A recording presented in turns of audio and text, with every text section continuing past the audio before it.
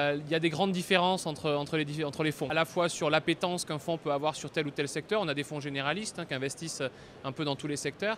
La grosse différence, c'est que ce sont des investisseurs, ce sont des hommes et des femmes qui connaissent bien le secteur et qui ne sont pas là uniquement pour apporter un soutien financier à un moment. C'est ce que vous disiez. Bien sûr, à un moment donné, sur un projet, sur une croissance externe, sur un développement spécifique, une société peut avoir besoin de fonds. À chacun de ces projets-là, certains intervenants peuvent être différents. Vous pouvez vous tourner vers votre banquier de temps en temps. À d'autres moments, ce n'est pas forcément le bon interlocuteur.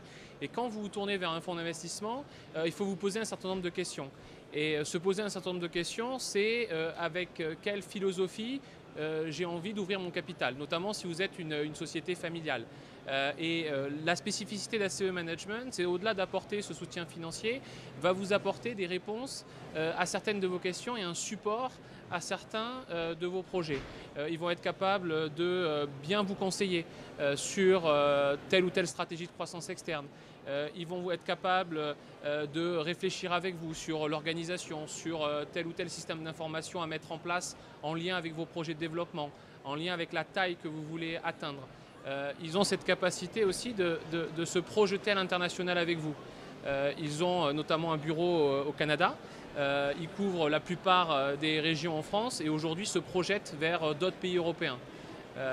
Donc c'est aussi une spécificité que l'on ne retrouve pas dans tous les fonds d'investissement. Pas juste un financier qui va demander des reporting, des tableaux Excel sous le bon format. Il va creuser derrière et il va se poser avec vous les bonnes questions du plan de développement et savoir s'ils sont assis sur les bonnes hypothèses, les bonnes tendances de marché et pas les tendances de marché juste de demain, mais aussi d'après-demain. C'est un élément qui est primordial pour un dirigeant d'avoir ce soutien-là. Ils vont avoir une place souvent au conseil d'administration ou au conseil de surveillance. Donc vous allez pouvoir évoquer ces sujets-là dans un cadre formel, mais ils sont aussi présents, peut-être pas au quotidien, mais en tout cas d'avoir cet accès et ces discussions de manière assez régulière. L'autre élément, je le soutiens, c'est que la durée d'investissement, c'est important.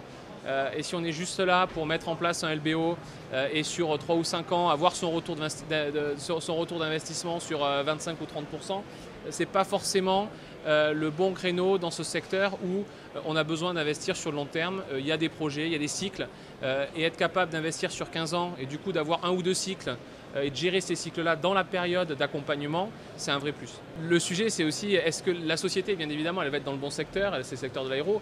Après, il y a des critères d'investissement aussi. Pas toutes les sociétés, juste parce qu'elles sont dans l'aéronautique, répondent à ces critères-là. Donc c'est aussi un élément.